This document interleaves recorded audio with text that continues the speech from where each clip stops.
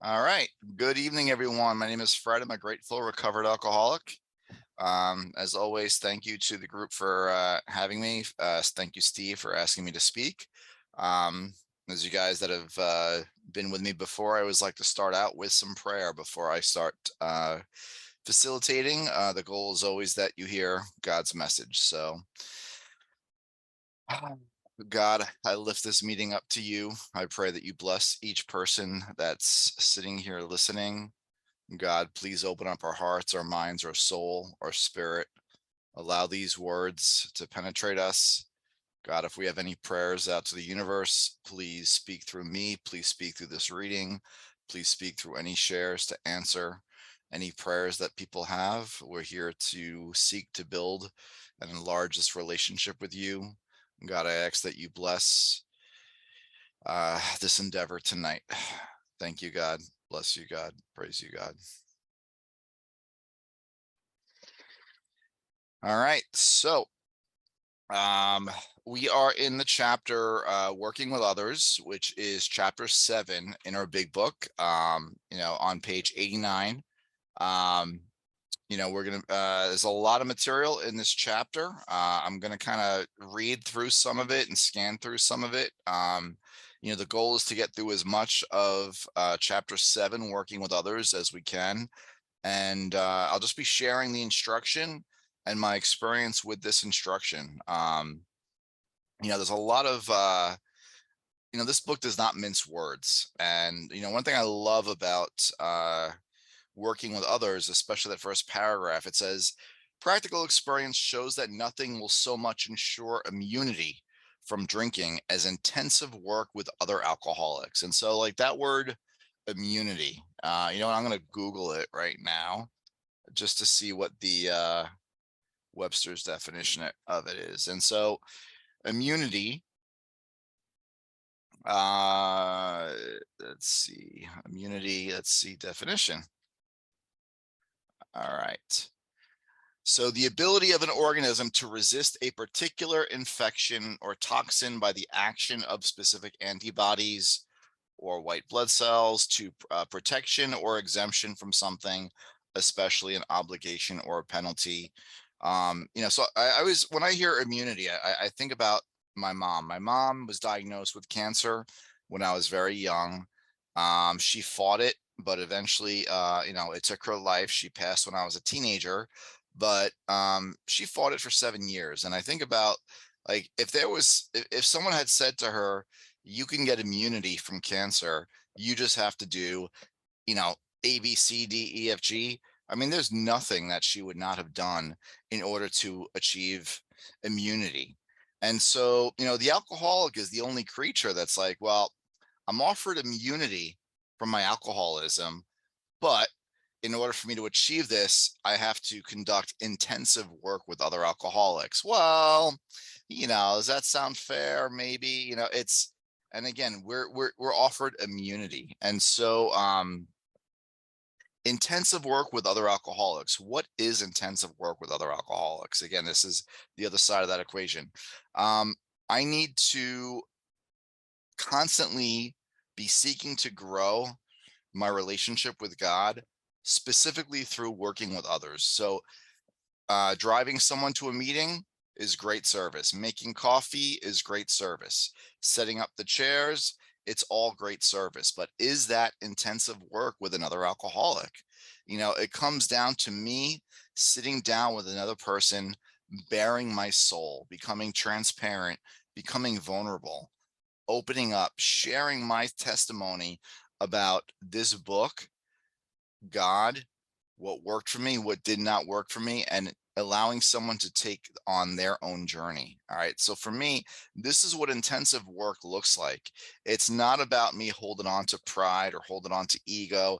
It's about smashing that home by acknowledging that everything that happens to me in my life today no longer belongs to me. My testimony belongs to God. And if I can help someone else by sharing, by taking them through the work, or by giving them away, it would be selfish of me to not do that. And so this is what gives me immunity from alcohol. Um, you know, again, setting up meetings and making coffee and driving people to meetings, that's great service. But think about, what does it look like to do intensive work with another alcoholic, performing 12-step calls? Um, I always tell my sponsees, if you're not being inconvenienced, you're not doing proper 12-step work. All right. It's that simple. If you're not being inconvenienced, you're not doing proper 12-step work. So 12-step work is, it interferes with my life, but today I could look at this and say, this is a blessing to have this responsibility of giving this away. So practical experience shows that nothing so much will ensure immunity from drinking as intensive work with other alcoholics. It works when other activities fail. All right. So now, what are some of the activities that, that fail? Think about that. I mean, we've all known people and worked with people that tried the easier, softer way to stop drinking. Um, does that work? I know a lot of people that just, they sit in meetings and that's all that they do. That does not work for me. I've tried that in recovery and I've been dry and I've suffered. So intensive work with other alcoholics works when other activities fail. This is our 12th suggestion.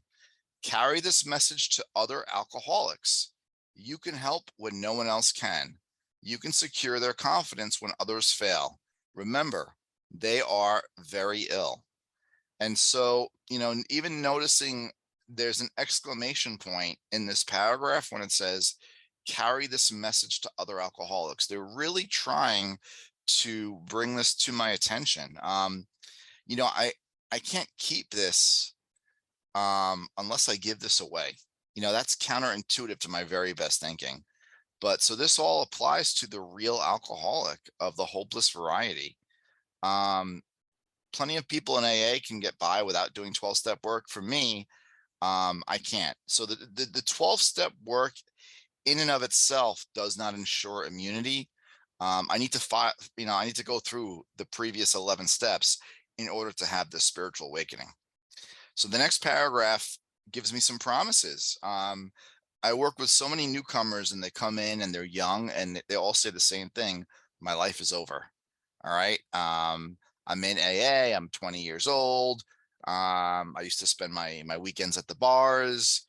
I'm socializing. Now I'm spending my weekends in a church basement. And, these promises tell us life will take on new meaning. All right. And so my job while working with a newcomer is to share, what is this new meaning? How did my life change? I got sober at age 32. I thought the same thing, that my life is over.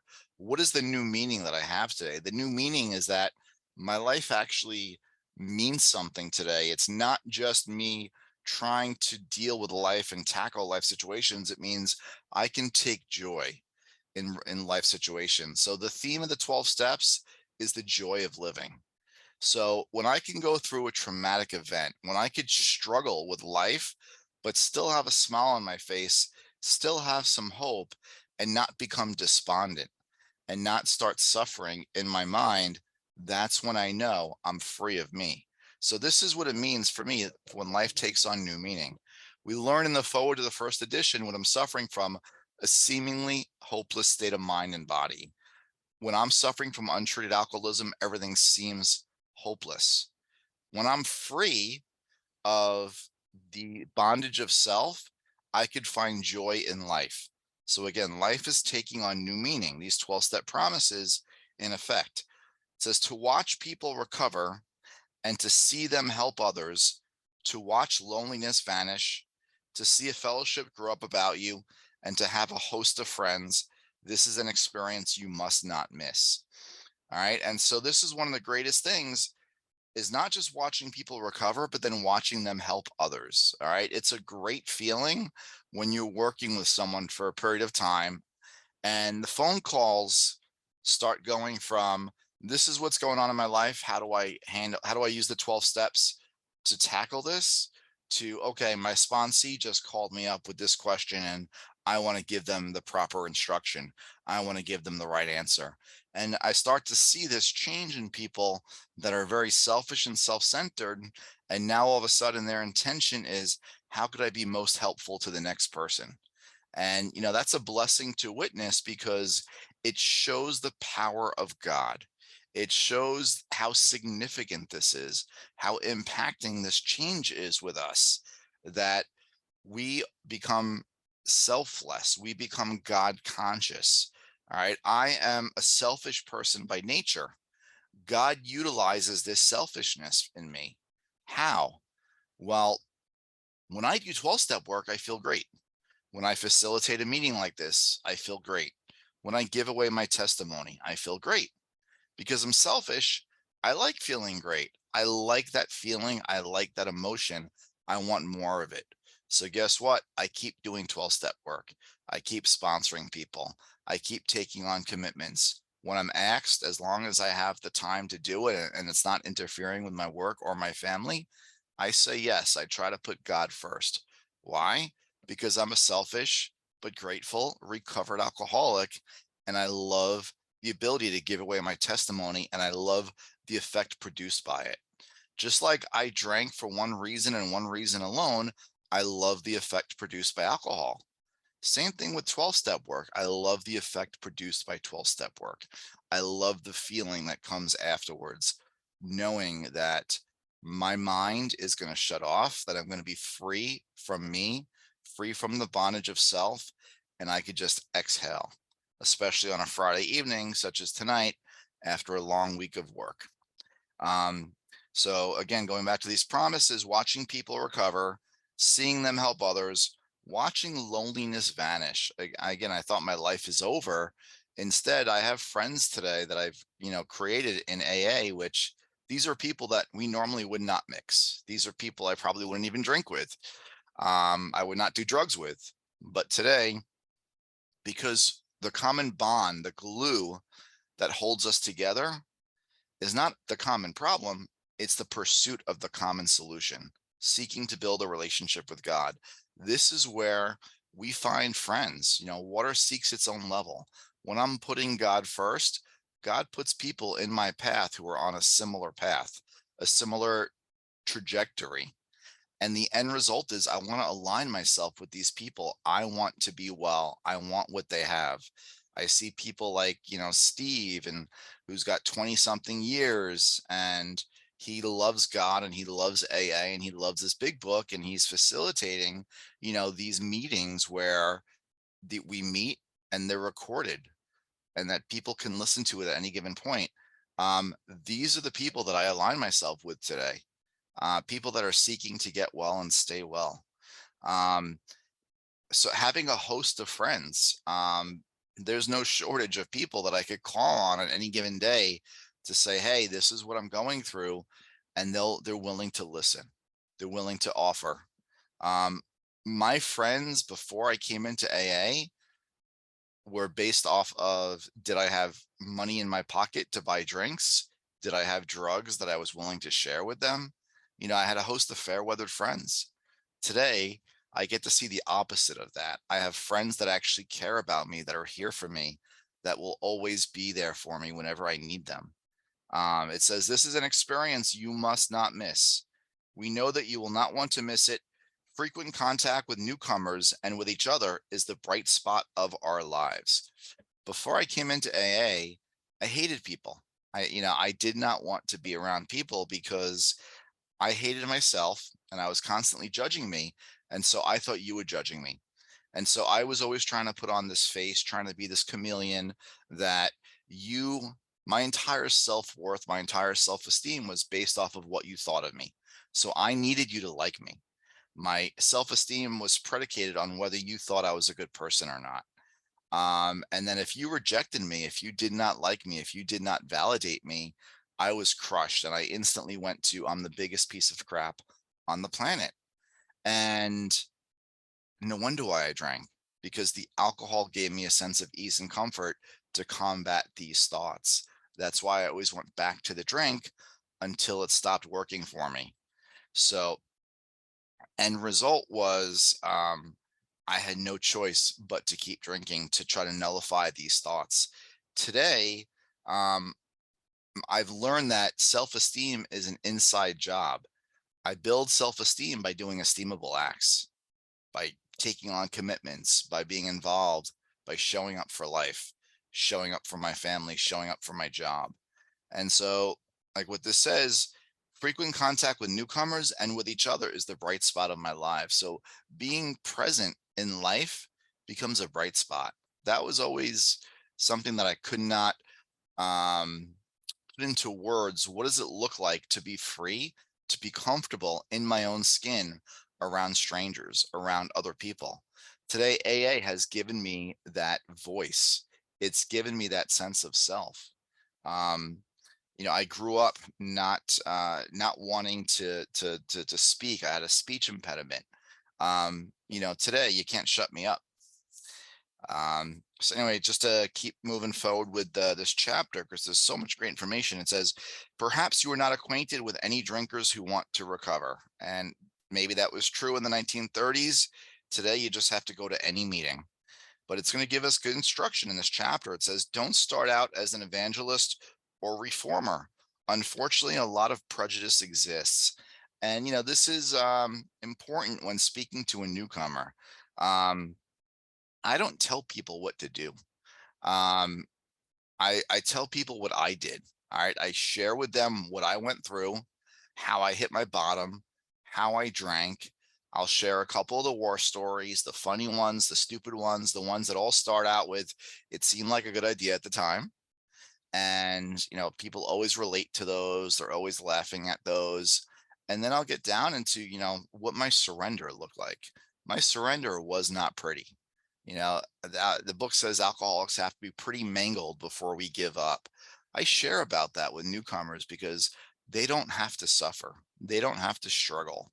They could get this freedom as quickly as we have, built off of surrender. Everyone's surrender looks different. It says you will be handicapped if you arouse it. Ministers and doctors are competent. We learn much from them if you wish, but it happens if that because of your own drinking experience, you could be uniquely useful to other alcoholics. So cooperate, never criticize. To be helpful is our only aim. And so, just like we learned in We Agnostics, how much prejudice handicaps me and will hold me back from a new experience, I could have that same effect on other people. And so, I don't want to engage their prejudice. I don't want to feed into it. I don't want to prevent them from having their own experience. And so, cooperate, never criticize. This is great instruction because people that are counting days, when I tell them my sobriety date, March 26, 2008, they don't identify with someone that has 14 plus years, 14 and a half years. They'll identify more with the person that's counting days. Even when I share with them how I drank, how I used, and that my brain works exactly the same way as them. But in how it works, it talks about um, being helpful. It says when we do our fourth step, it says we avoid retaliation or argument. We wouldn't treat sick people that way. If we do, we destroy our chance of being helpful. We cannot be helpful to all people, but at least God will show us how to take a kindly and tolerant view of each and every one. And so the same precepts that I learned in my fourth step, I now start to apply in my 12th step as well, about being helpful to others, you know, showing a newcomer, what does it mean to identify? So I can't be helpful to all newcomers, but um, I've learned not to criticize, not to be judgmental. Top of page 90. When you discover a prospect for Alcoholics Anonymous, find out all you can about him. If he does not want to stop drinking, don't waste time trying to persuade him. You may spoil a later opportunity. This advice is given for his family also. They should be patient, realizing they are dealing with a sick person. And so, finding out about this person, I don't only talk about myself. It's easy to get caught up sharing about recovery, sharing about what happened.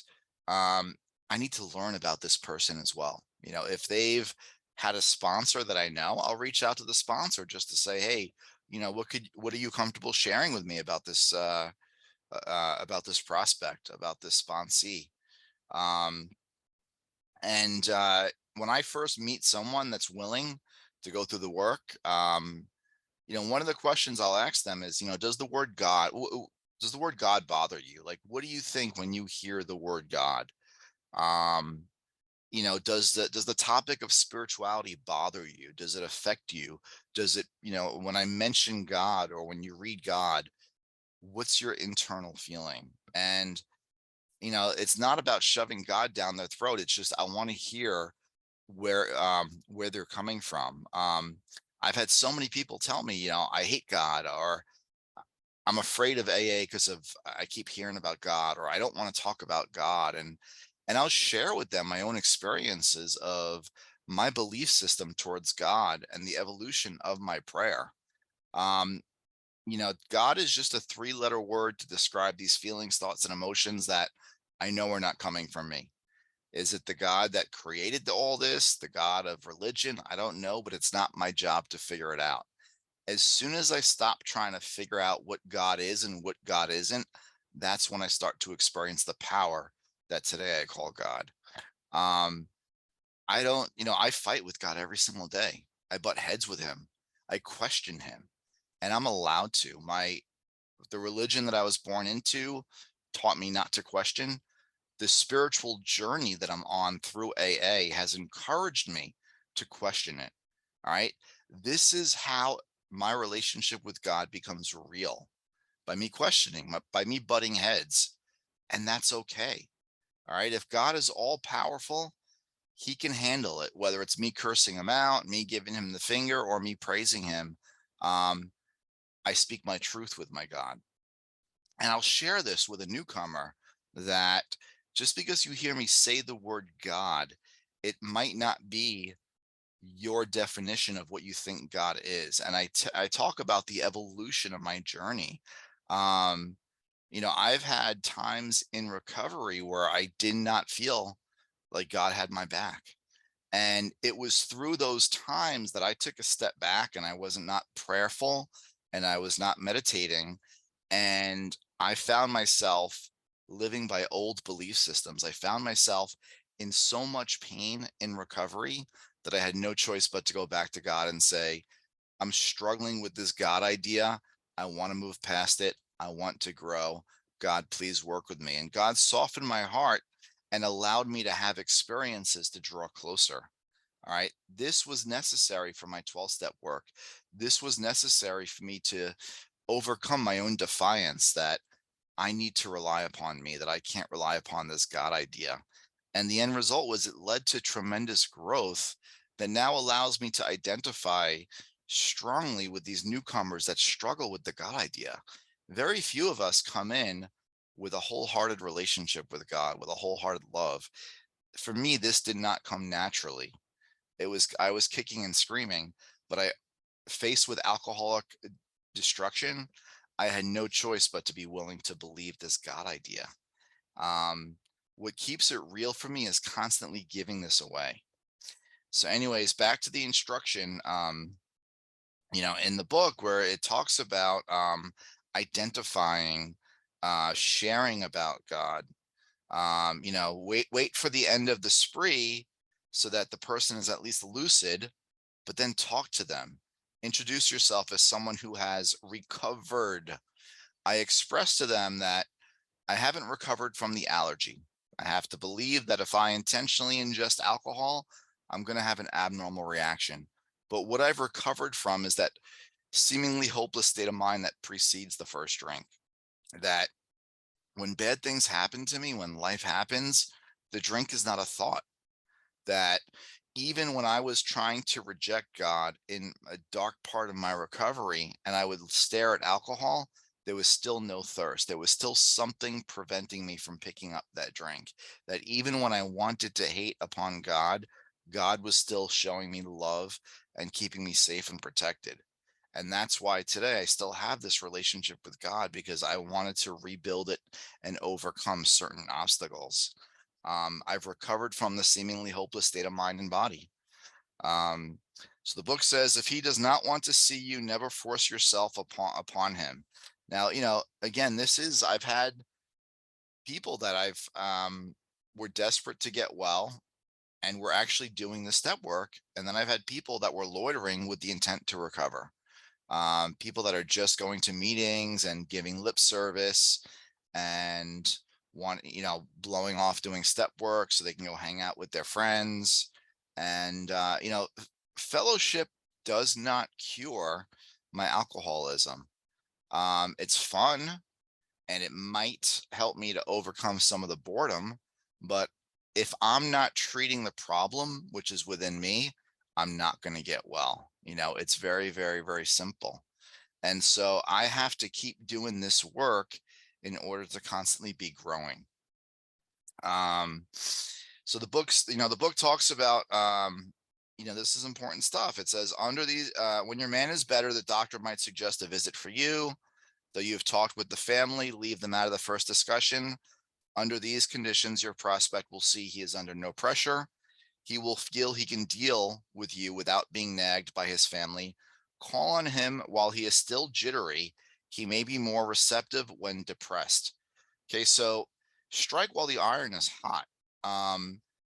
Early on, I was told there's a very narrow window of opportunity to actually connect with a newcomer and get them into this step work. I think it's Chris Schroeder talks about the Holy Trinity, that you're working with someone and then they get back the car, the job, the girl, not necessarily in that order, and then they're off to the races. I never hear from them again. And so once alcohol has badly beaten someone into submission, this is the time to get them started on this work. This is the time to start having them putting pen to paper. And this is what I do right away.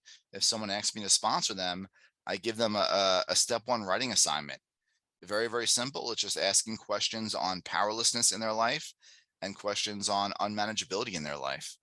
And for the people that actually read it and fill it out, it'll take a half hour, maybe 20 minutes. But that shows me that the person is willing. They're willing to take time to do some step work. They're willing to search diligently within themselves, and they're willing to do inventory. If you're not willing to do that, I'm not willing to waste my time by sitting and reading with you. And so I don't have to, turn anybody down. The process works because it shows me who's willing and who isn't. Anyways, the book gives great instruction for a 12-step call when you're first talking to a newcomer. Engage in general conversation. After a while, turn the talk to some phase of drinking. Tell him enough about your drinking habits, your symptoms, and your experiences. So 3 different things to share, and then encourage him to speak of them himself too. All right. So this is, again, that there's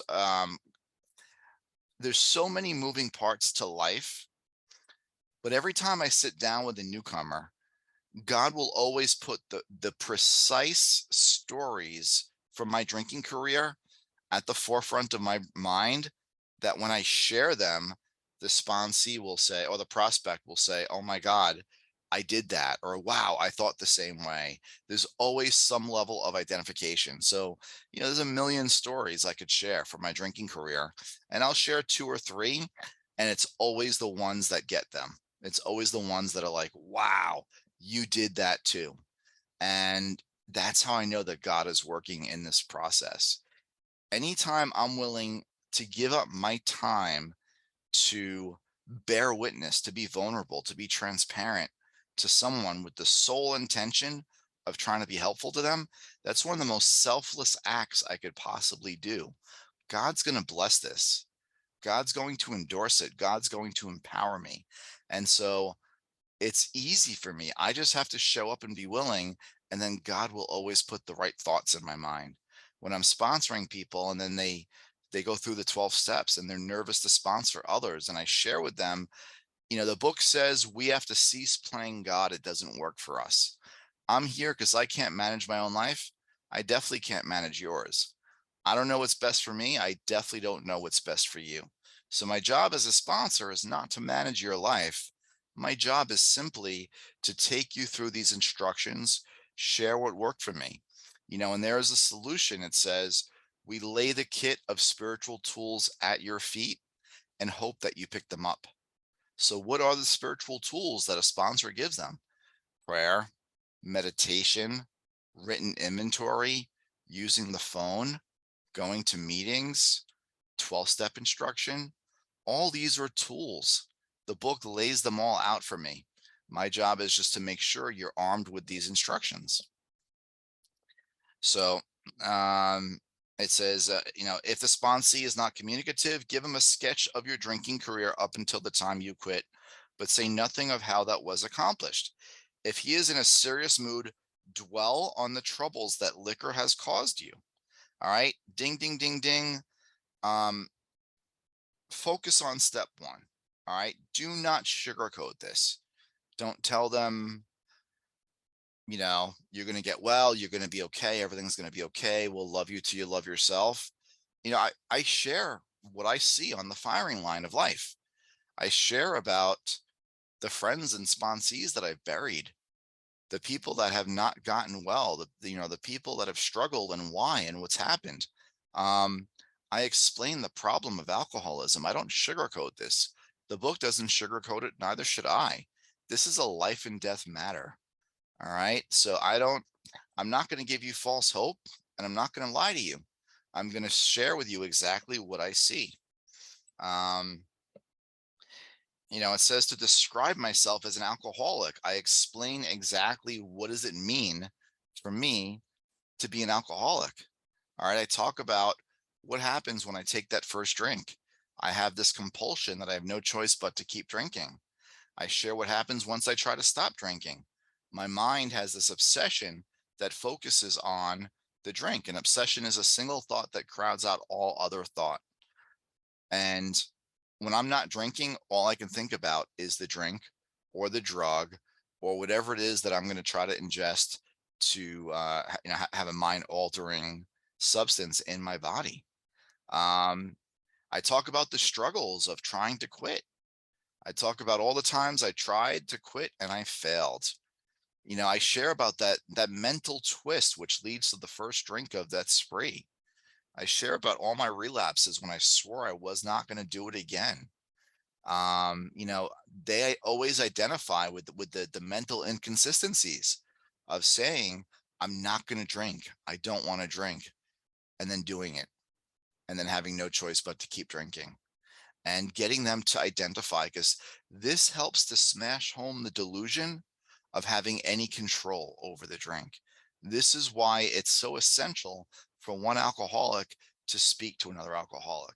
That intensive work that we read about on page 1 of this chapter, which provides me with immunity. I introduce myself as a real alcoholic, and I dwell on the hopeless feature of the malady. All right. My experience, my testimony now is my greatest asset. Every struggle I've had in life is now my greatest asset. It's not the money that I have in the bank. It's not the home that I live in. It's not the car. It's my testimony, because my testimony has the ability to shape and change other people. We are given such a valuable commodity. And it's counterintuitive because I need to give this away in order to keep this. When I give away my testimony, it no longer holds false power over me. It no longer resonates in my mind, and I stay free of it. And so, you know, our mind and our will are connected. Um, and so my thinking and my desires are connected. And so when my desires, like when that makes a choice, whether it's I want to feel good, or I want to get out of fear, or I want to get out of pain. Um, when it comes to alcohol, I don't have the power to execute on not using, not getting out of pain. And so my mind supports this insane idea that a drink will make me feel better, or a drink will get me out of this pain. And so I share about this. I share about what does it mean to be an alcoholic. I share about not having that ability to stop or stay stopped and find any contentment in life. Um, and I let them know that, if they identify with me, with the way that I think, with the way I behave, with the way that I drank, the book says there's very little chance I can recover on my own. All right. If their own actions does not smash home the idea, then my job as a sponsor is to help do that as well by getting them to identify, by presenting them with information. Um, the book says, talk about alcoholism as an illness and a fatal malady. Um, Talk about the conditions of mind and body which accompany it. Keep his attention focused on personal experience. Explain that many are doomed. Okay, this chapter on the bottom, this paragraph talks about hopelessness, talks about fatal malady, talks about illness, talks about being doomed. Okay, talk about the problem, don't sugarcoat it, but then remind them that we have a solution. We have a solution that works. All right. And this chapter spells it out for us. And I see that um, it's 7:40 already, so I'm going to try to speed up a little bit, but I know that everything's flowing, so it's according to God's will. But the chapter talks about uh, if your protege is curious to know how you got well, let him ask you that question, if he will. Tell him exactly what happened to you. Stress the spiritual feature freely. Um, I've heard people say, don't mention God in a beginner meeting, you'll scare away the newcomer. And my response to that is, well, if the newcomer gets scared out by the word God, you have to hope and pray that alcohol will scare them back in. If they're lucky, they'll make their way back in. Too many people have left and perished. They died. Um, don't let the God idea scare someone out. That's why I explain my journey, my evolution with prayer, with the word God. Just like when Bill met Ebby, Bill was curious because Ebby was a heavier drinker than Bill, at least according to Bill. So Bill was thinking, if there's anybody that's worse than me, it's Ebby. And now Ebby shows up sober. So Bill is curious about it. Like, how did he get well? Um, and Bill overcame his prejudice and found God. Ebby said to him, why don't you come to your own conclusion of God? So the newcomer needs to hear how I got well, about the spiritual feature. This is when they need God the most, when they're on death's door. Anyway, so the book says the main thing is that he be willing to believe in a power greater than himself, and that he lived by spiritual principles. So there's two separate components to this. It's not just enough to be willing to believe in God.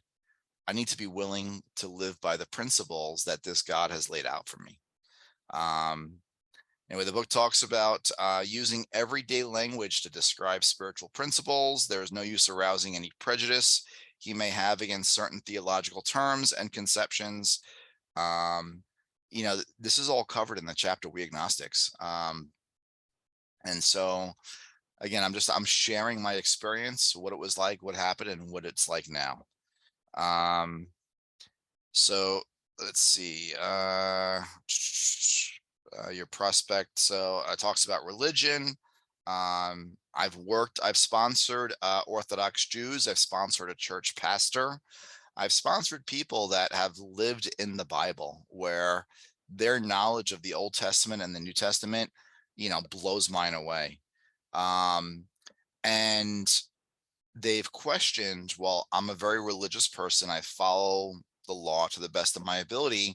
Why is it that Jesus or Allah or, God, Yeshua, whoever it is, has not removed their alcoholism? And I tell them, I can't, I can't tell you why, but I've worked with enough people that are devoted to their religion, where they all had the same effect of they were not doing proper 12-step work.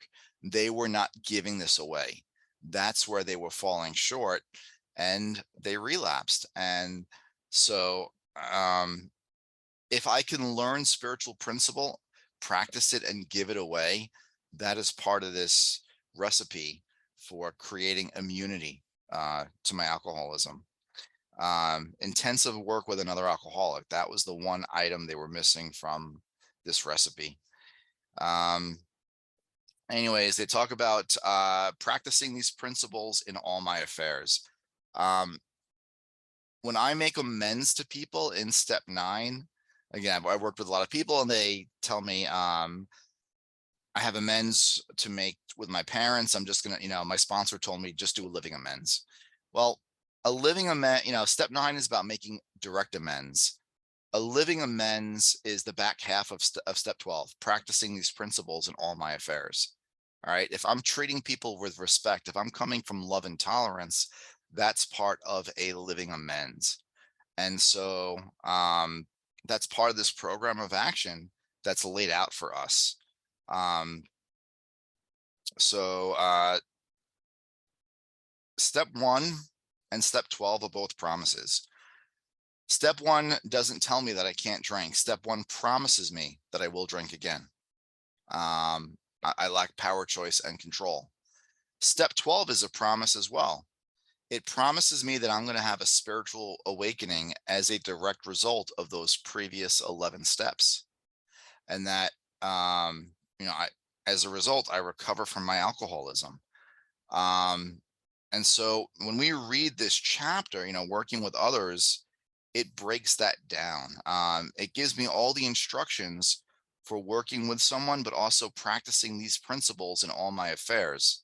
The other chapters after working with others, to wives, the family afterwards, to employers, those are all part of step 12. That's all part of practicing these principles in all my affairs. Where do my tools get battle tested the most? It's easy for me to sound spiritual in an AA meeting. It's easy for me to facilitate a big book study and sound like I know exactly what I'm talking about. But when I'm in a toxic environment like my job or out in the real world or dealing with family members, this is where my tools get battle tested. This is where it's challenging for me to practice what I learned from this big book and from these meetings and bring that into the real world. This is the better testament of my living. I'm feeling that my spirit remind me of a story. A number of years ago, it was right after my dad had died, and I was cleaning out his house, and I was feeling very lonely, and I wasn't feeling connected, and I was sad, and I was grieving, and I was angry at my dad because my dad could never tell me he was proud of me, he loved me. He was just one of those men, very stoic, didn't show his emotions, and then he died, and all I wanted was to hear that from him. And so now I'm not going to hear this from him. And so I'm beating myself up, and I'm telling myself I'm a piece of crap, and I'm going through this. I'm having a huge pity party. And so I leave and I cross the street to go to my car. And right next to where my car is, there's an elderly woman riding a bicycle, and she's trying to get up on the curb. And as I get to my car, I see her. And at that point, I have two choices. I can just go into my car and drive away, or I could take 2 more steps over to where she is and help her up on the curb. And just like the big book says, there's no middle of the road solution. We have but 2 choices: continue to blot out the intolerable consciousness of life as best as I could, or the other, to accept spiritual help. And so in that moment, I had a choice, and I chose to help this woman. And I just took an extra couple of steps. I reached out, grabbed the handlebars, and I pulled her up onto the curb. And she looked at me and she smiled, and then she kept riding her bike. Now, I'm in the middle of this very, very busy street. Think of it like a highway. A car stops in the middle of traffic in New York. Guy rolls down his window and screams out, "Hey, you're a good man." And instantly I felt that power of God. I felt that connection, because I realized by me taking that moment out to help this woman to practice these principles in all my affairs, now 3 people got blessed. Okay, she got blessed because a complete stranger helped her. I got blessed because this guy stopped in the middle of traffic, which no one does in New York, which is one of the most toxic, selfish cesspools on the planet, to tell me that I'm a good guy when 10 minutes before I'm beating myself up and telling myself what a piece of crap I am. And now this guy was used as an instrument of God. This guy was a vessel. Now he's blessed too. So 3 people got blessed by that one act of kindness. So then it had me thinking about the opposite side of that spectrum. When I'm in a crappy mood and misery loves company, and I want to harm others because I'm hurt, and hurt people will hurt people, what's the effect of that? I might end up affecting 3 different people. I might end up hurting 3 different people that I don't even see, that I don't even know. And so this is why it's so essential for me to learn spiritual principle and then bring it to the real world and practice it in all my affairs, because of this ripple effect, because bringing positivity in and then giving that away and then getting it back. And, that's where we get blessed. So we come in here, I come into this program because I can't stop drinking. And I thought alcohol was my problem. And I thought other people were my problem. And then I come to find out, once I try to put down the drink, that alcohol was the solution to the problem. So now what's left? It's me, and my problems are getting worse. And I'd hear people announcing themselves as grateful recovered alcoholics, and I mocked them, because what's there to be grateful about? It's a Friday night. I'm in a church basement. I should be out at the bars. I'm only, I came in, I was 32. I'm in the prime of my life. I'm single. And, but then I come to find out that because of this disease that nearly killed me, because of this malady that robbed everything from me, it forced me, it pushed me into this place where I had no choice but to surrender. Everything that I held dear, every principle, every belief system, every part of self that I relied upon, I had no choice but to let go of it. I had no choice but to lay aside these prejudices, these fixed ideas, and build a relationship with this God that I wanted nothing to do with, but yet today is the single greatest source of strength in my life. But yet today is the foundation for my existence. Today, it's a Friday evening, and I'm blessed to be able to give testimony. I'm blessed to be asked to do this. 14, 15 years ago, you would have never heard those words come out of me. Today I'm grateful because, as I said, my testimony is my greatest asset today. And so this is why working with others, building these relationships with these prospects, bringing them to a point where, they could see that they can't live life successfully with or without the drink, and then wanting this freedom that we embellish. I might be the only copy of a big book that someone ever sees. And that's why these instructions, as they're laid out, are so specific. There's no need for me to deviate. There's no need for me to try to reinvent the wheel. There's no need for me to, try anything different. The end result is I get free. God willing, I've worked with a lot of people over the years, and seeing the lights come on in their eyes, attending weddings, baby showers of people that, you worked with, knowing that I've contributed to life. I'm no longer a taker. Today I'm a giver, and God promises us abundance. Whatever I give, I get back in abundance. So when I give this testimony, I get back freedom in abundance.